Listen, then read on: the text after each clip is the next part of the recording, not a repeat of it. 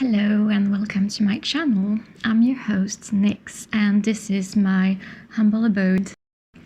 So there's this trend on Instagram that says 6 books to get to know me better, and I thought, well, which better way to know me than picking not just 6 books but say 13 books to get to know me better. Why 13? What does it have to do with 6? Well, absolutely nothing. So here's the thing. Tomorrow is the full moon, the 13th of January, and it's also the wolf moon. And man, oh man, there's gonna be some wolves and she-wolves in my book selection. So I decided to divide my books into 4 groups. We have the essays first, then fiction, like novels, short stories. Then we have the uncategorizable, and to finish, feminism, witchcraft, and queerness. Because, as we all know, feminism encourages us to kill our children, practice witchcraft, and become lesbians. So, to gently break the ice, I'd like to start with my go-to philosophical essays. And let me tell you, they have completely defined my artistic vision, and they gave me this precious lens of perception to help me understand films and books like Hellraiser, for example, by Clive Barker.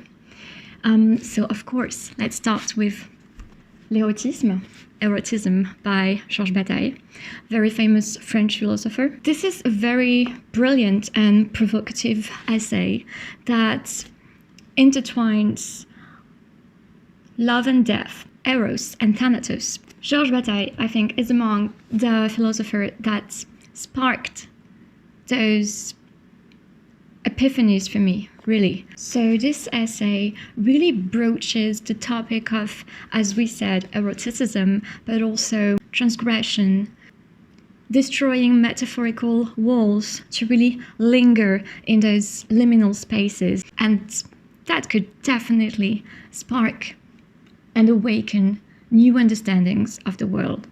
I love this quote from him that says, "Death opens the door to eroticism and the door to a lost intimacy." If you read or if you watched Hellraiser by Clive Barker, you know that this film is at the crossroads of all these themes, actually. And there's this passage that I really love. To place the emphasis on death is to make the leap into the unknown, to open oneself to the impossible intimacy of dissolution. So I couldn't incorporate too many books, but this concept also echoes Freud and Romain Rolland's correspondence, where he coined the concept of oceanic feeling, which is a state of fusion, merging, that also holds the seeds of destruction in its very matrix. Because total fusion is nothing more than total dissolution, right? So in French, we say la petite mort, little death, for the orgasm. And I think it kind of encompasses this lethal dimension, right? And as you can see on the cover, you may recognize this very famous saint, who is Saint Teresa, who also experienced this pleasure and death, ambiguity intertwined. I really recommend her texts that are definitely erotic, but also utterly spiritual. So the second essay that I definitely recommend is another canonical essay by Gaston, Bachelard, French philosopher, French poet, French scientist. And I think his work is really groundbreaking because he analyzed how the elements could impact our literature, our lives, our psychology. To me, his work is really groundbreaking, not just for the concepts that he coined, but also for his writing style that I think is very lyrical and beautiful. So in this book, Water and Dreams, he says, for example, that black flowers bloom in the depths of the sea, which to me really draws a parallel with this oceanic feeling that I was telling you about. And if you love Edgar Allan Poe's poetry, if you love Ophelia, you know, all the representations of our beloved Ophelia by Millet, for example, or in songs, in films like Melancholia. You really need to read Water and Dreams. I think it will change your life, honestly. It will shatter your prism of perception.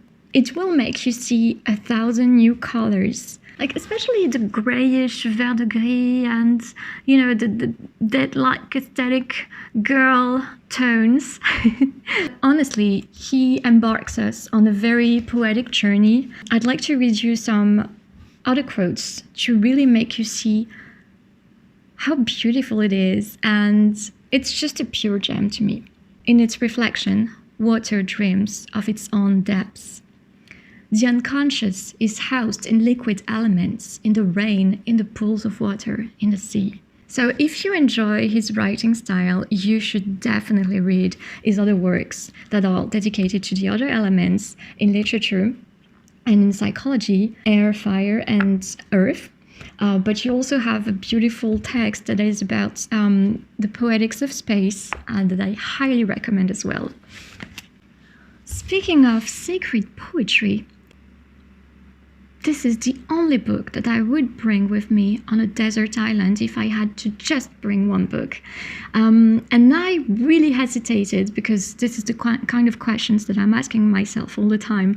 And I really hesitated between the next book that I'm going to show you and Rilke's Letters to a Young Poet, because to me, this book is just paramount, and it's the book that every creator should have and should know by heart. But I will definitely, create another video and talk about creation in general and poetry, and how Rilke is just one of the founding fathers to me of creativity today.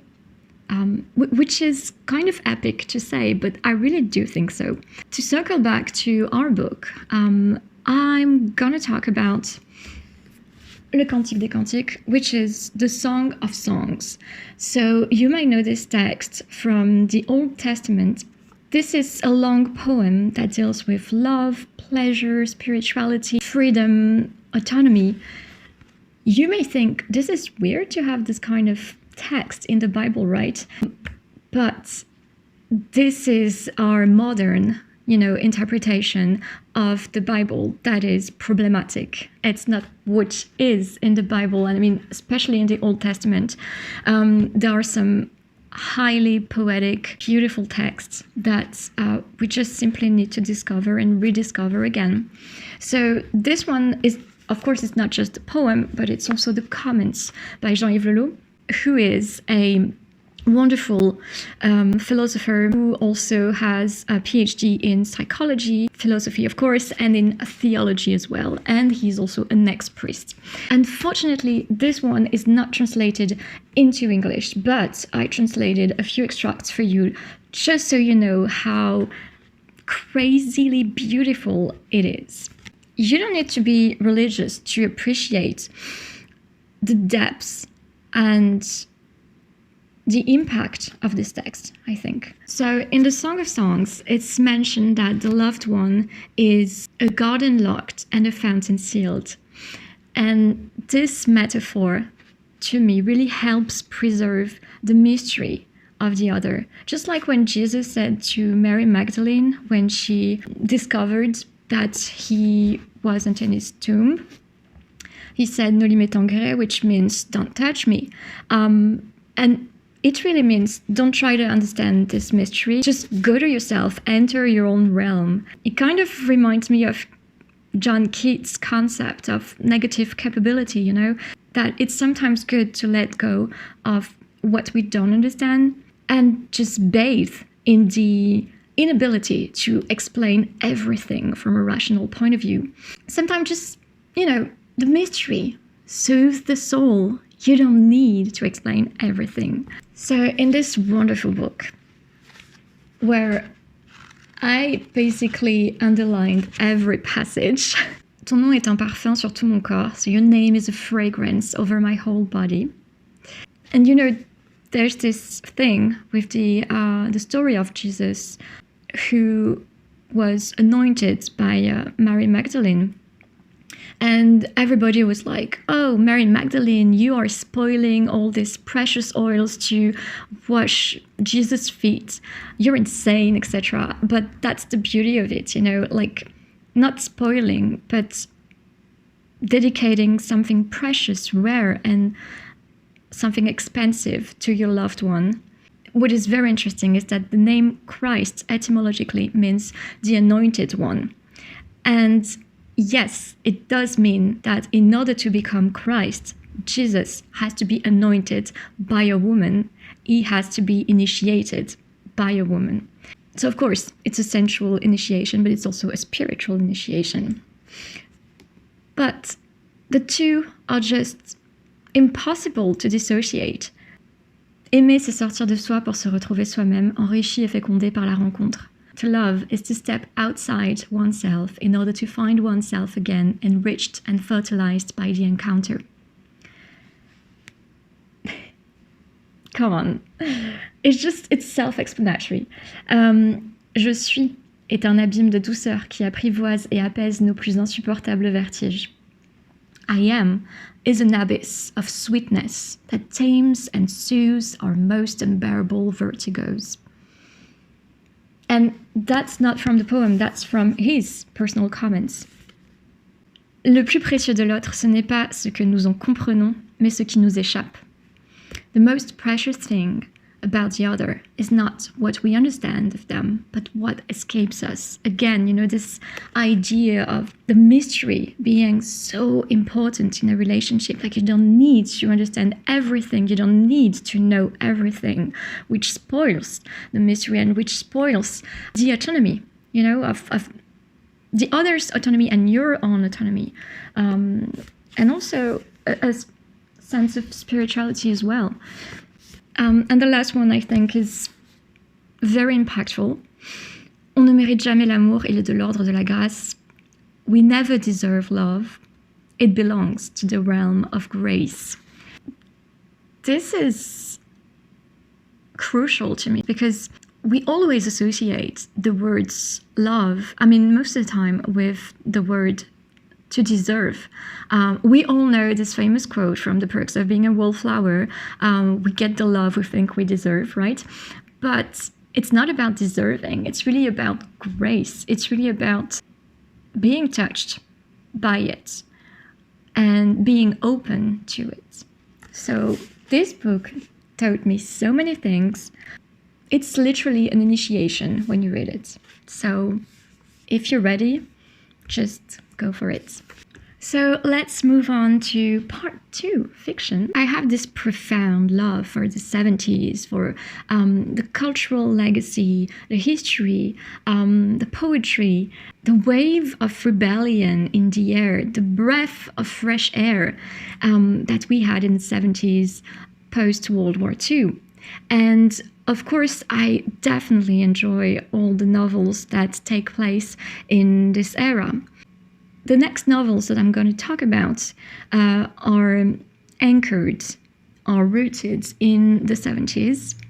And I think it also contributed to me really liking those novels. They also have in common different themes like queerness, family tragedies, and a personal quest. And also the power to rewrite your own story. So the first one is The Rules of Magic by Hoffman. You have to know that when I was a kid, I was completely obsessed with practical magic. Strangely enough, I only started reading the books maybe like last year, which is very weird to me because I've always been so obsessed, so enamored, with the films, I wanted it all. I wanted the greenhouse, I wanted the castle, I wanted the attic, I wanted everything. When you know, right?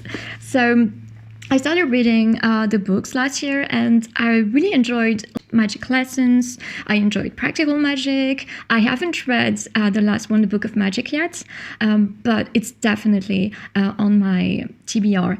But this one, The Rules of Magic, the second one, is to me by far the most interesting one, the most fascinating one. because it deals with the childhood of, the crazy aunts in Practical Magic, Jet and Francis, when they are children, teenagers, and then when they step into adulthood. This takes place mostly in New York and on the West Coast as well. We see like the genesis of this crazy, beautiful mansion that we all love. But it's not just that, of course. It's totally steeped in the 70s and in the bohemian, hippie landscape of the time. This book encompasses everything I adore: magic, music, history, freedom, and the quest for the self, really. So I think it's one of the best witchy books of all times, honestly. And I've read many witchy books, but I'm always, somehow I'm always disappointed. Either the magic system is too binary or it's too geeky for me. Either the language is silly, oversimplified. Either the character psychology is just lame. You feel the very clumsy approach of the writer, like, oh, let's integrate this trope and that trope, etc., which makes it very artificial, I think. And here, you don't have it. It's just beautiful and enchanting. The second book that also shares a lot of common points in terms of context is this one, Fairyland by Alysia Abbott. I love this book so much. It's about her memoir of her gay father who suffered from AIDS in the 80s in San Francisco, and how she was raised by him after the accidental death of her mom, and how he managed to navigate this bohemian San Francisco of the 70s with his lovers, with his desire to become poet. How can you make a life for yourself when you're a penniless artist that also happened to be a very marginalized person who also has a kid on top of that? I really related to all the characters here. I related to Alysia, the little girl, the narrator. I related to her father. I related to some of the lovers. I mean, it's just beautifully written. It's very touching. I cried a lot reading this. And I don't know, you read it and you feel like you want to move to San Francisco and you want to live in those beautiful Victorian houses and you want to be a poet, you want to be an artist. So another queer novel that I absolutely enjoyed. So you have to know it's this writer is one of my favorite writer in the world. I met her a few years ago. I was completely obnoxious with her because I brought a pile of books that she wrote and I said, can you just autograph them, please? And I mean, she must have thought I was completely crazy and obsessed, but I don't care. I am. So this is Jeanette Winterson. She's an English writer. She's amazing. And this one is by far my favorite. I really like Art and Lies, but Written on the Body has this beautiful, tragic something that I definitely love. This book is an amazing love declaration to the woman gone. Jeanette Winterson is a poetess. You can see that I've read and reread this book so many times because it's so worn and so dog-eared everywhere. I've lent it to friends. They loved it too. Why do we love this so much? Because this is the story of a woman who's in love with another woman, who's in a relationship with a man, and this woman happens to be sick. So the book becomes a sort of shrine to the lover's body and the lover's soul that kind of fragments her being into this lustful Eucharist, if I may say so. It is beautiful to read, but it's also very witty, very fun. I mean, Jeanette Winterson is one of the most spiritual persons, one of the most, the wittiest person I know. So I definitely recommend this one and everything that she wrote. Yep. So the next book from my list is a book from another English writer, female writer, that I just worship. She is famous for her provocative writing. She's famous for her beautiful style, very sophisticated, very Baroque style. And I think that Georges Bataille would have definitely loved her. This is Angela Carter, and this is the collection of short stories, The Bloody Chamber. This is the opposite of cozy fantasy, and that's why I love her. I think this is hardcore fantasy, really. All her books deal with gender, identity, magic realism, love, sex, existentialism. So here you have a scathing retelling of fairy tales, but with a dark twist. She's so wry, so biting in her writing, and she completely sets fire to patriarchal norms. And she creates those beautiful female monsters that thrive in their monstrosity, which is so interesting and so refreshing. I strongly advise you to read this very short collection of novels, but also to watch the film by Neil Jordan, which is actually how I discovered her, I think. This film is and this book is so gothic, Bataillesque. It's so caustic at the same time. It really deals with erotic transgression, opening new doors, sometimes through vile rites of passage, combining pleasure, pain, but also redefining existential experiences. Because we are just so sick of these diluted versions, very weak versions of new fairy tales, blah, blah, blah. We don't want them. We want evil characters, we want pain, we want suffering, and we want rebirth, because this is how you learn, right? And there's this study that also said that children wanted evil characters, really evil characters in fairy tales. They didn't want those kind of diluted versions, of sweet fairy tales that we have, cozy fairy tales. We don't want cozy, we want hardcore, remember? So, as I told you, even children, they want evil, because how can we know what evil is if we're never acquainted with evil? So, speaking of the devil, Bataille, again, oh my god, yes, Bataille can also be found in this collection of poems. I think that Baudelaire, of course, The Flowers of Evil, is my go-to, most important, most inspiring books I've ever read. I used to live near the cemetery where he is buried, and I used to go meditate next to his cenotaph every day, write poetry. He made me love Paris, and I still do, very much so. Baudelaire also taught me about love and death. I mean, he was the first one to initiate me somehow. He taught me to embrace horror, beauty, the beauty of rot and decay. That's how I learned about the sublime. And that's how I learned to alchemize my pain into gold. And I think this is thanks to Baudelaire. And we owe him so much. Most importantly, he taught me to wear my melancholy as a crown. Yep, he did. Let's move on to part number 3, the unclassifiable.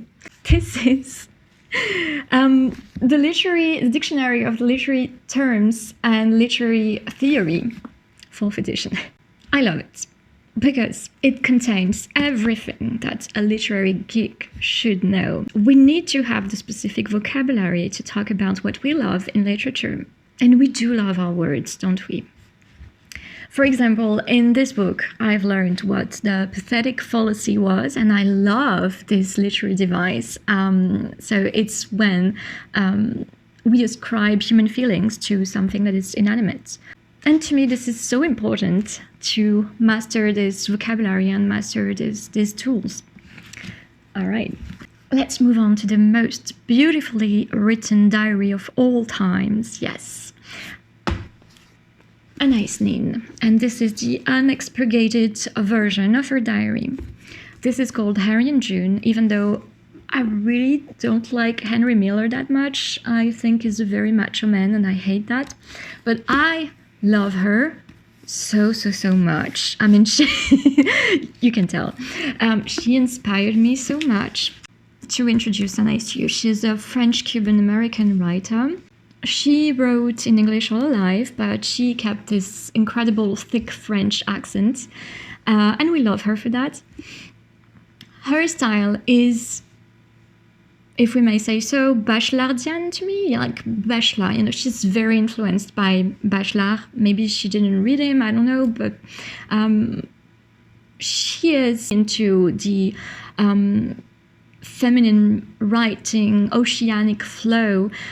She talks a lot about the sea, about how she feels like she's a mermaid. Her writing style is very oceanic, free-flowing, and there's a lot of arabesque, it's very curvy. And I think a lot of women saw themselves in her, and I think it's a perfect book to read when you are mired in a very tedious conformist love life and you need to spice things up. Just read Anaïs Nin, right?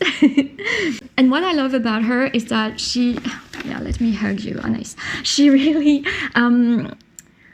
understands that writing is like living your life twice. And I feel like, you know, for me and for many other women, she's a kindred spirit. Although her life has been marked by trauma and she doesn't really address those traumas in her diary, I mean, not that explicitly, it surely made her writing extra sensitive, and her prose is a sheer delight in that respect.